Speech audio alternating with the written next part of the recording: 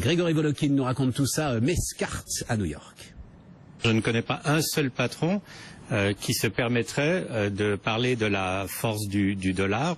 Personne ne essaye d'influencer ni la politique de la Réserve fédérale, ni celle du Trésor. Par contre, les patrons d'entreprises américains ont beaucoup d'autres intérêts. On peut parler par exemple des patrons d'entreprises dans le secteur pétrolier, qui étaient tous à Washington la semaine dernière parce qu'ils veulent vraiment ouvrir les marchés à l'exportation pour les États-Unis. Donc le patron de Exxon, de ConocoPhillips, de Chevron était à Washington. On peut parler aussi de ces patrons qui ont beaucoup d'argent qui est resté parqué en Europe et qu'ils aimeraient rapatrier avec des conditions fiscales avantageuses. Et puis il faut bien penser qu'avec cet affaiblissement de l'euro, cet argent qui reste en Europe, en fait, ils sont en train de perdre pas mal d'argent dessus. Donc il y a de la pression de la part des patrons américains sur le gouvernement dans beaucoup de domaines. Mais le domaine pour lequel il n'y a pas encore eu de pression, c'est bien le cours du dollar. Ouais, le dollar est sacré, nous dit Grégory Volokin, donc Mescart qui est au cœur d'Intégral Bourse, Mescart à New York et au cœur d'Intégral Bourse tous les jours, avec Grégoire Favet, notamment à l'ouverture de la bourse de New York. La direction des États-Unis à New York, le président de Mescart Financial Services est avec nous, Grégory Volokin. Bonjour, merci d'être avec nous. Je rappelle que les marchés sont déjà ouverts à New York puisqu'on a encore seulement 5 heures de décalage pendant les 2 prochaines semaines. Le marché qui se montre prudent avant le communiqué de la Fed et la conférence de Janet Yellen demain soir. On a eu en attendant un chiffre sur l'immobilier. Alors il faut bien faire attention parce qu'il y a à la fois les mises en chantier pour le mois de février et les permis de construire. Donc on est sur 2 visions un peu différentes du marché immobilier. Exactement, la mise en chantier, c'est le moment où on commence à creuser, à faire les fondations d'une maison. Elles sont en baisse de 17% au mois de février. Est-ce que c'est important? Non. La moitié du pays était sous la neige, entre 1 et 2 mètres de neige. C'est vraiment pas le moment de commencer à faire une construction. Par contre, les permis de construire, là, il y a une hausse beaucoup plus importante que ce qui était prévu, puisque c'est une hausse de 3% sur le mois.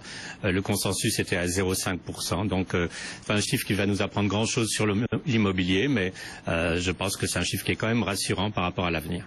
Bon, voilà pour ces quelques statistiques. Alors que la Fed se réunit pour 2 jours. Du côté des entreprises, on peut noter là que le titre Apple se distingue alors que les marchés sont plutôt baissiers à New York cet après-midi. Alors le Nasdaq recule un petit peu moins que les autres grands indices.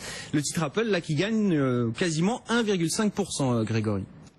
Oui, et pour une bonne raison, c'est qu'en fait, on entend qu'ils vont lancer une télévision sur Internet. Alors, j'explique en 2 mots. Ça permettra aux détenteurs de Apple TV, qui pour le moment est une petite boîte qui coûte à peine $60, qu'on connecte sur sa télévision. Ça leur permettra d'avoir accès à plus de 25 différentes chaînes de télévision, dont ABC, dont Fox, et sûrement bien d'autres, à des prix alors très concurrentiels, puisque on parle de $40 par mois, alors que le prix moyen d'un abonnement de câble aux États-Unis est de plus de $85. Donc c'est une très forte concurrence pour les opérateurs de câble, les Comcast, les Time Warner et les autres.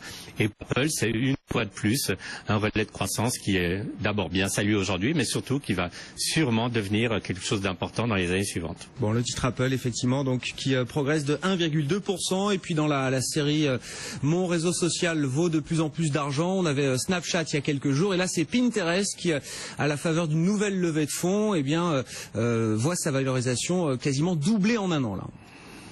Oui, alors déjà, le chiffre, si je vous le donnais au mois de mai de l'année dernière, Pinterest, $5 milliards, ça faisait déjà un peu sourciller. Aujourd'hui, on en arrive à $11 milliards. Une chose quand même positive, c'est que Pinterest commence à intéresser les annonceurs. Si vous, par exemple, vous mettez une photo de votre voiture sur Pinterest, vous allez avoir très vite le fabricant de voitures qui va réussir à coller un lien juste à côté de votre photo. C'est une façon de monétiser un peu vos intérêts. Donc Pinterest peut-être sera une compagnie un jour qui rapportera de l'argent. C'est pas du tout le cas en ce moment. Et c'est pour ça que cette valorisation est vraiment très élevée. 11 milliards donc de valorisation pour Pinterest. Merci beaucoup Grégory. Grégory Volokin, le président de Mescart Financial Services à New York, chaque après-midi avec nous en duplex vidéo. Les marchés américains donc en baisse. On est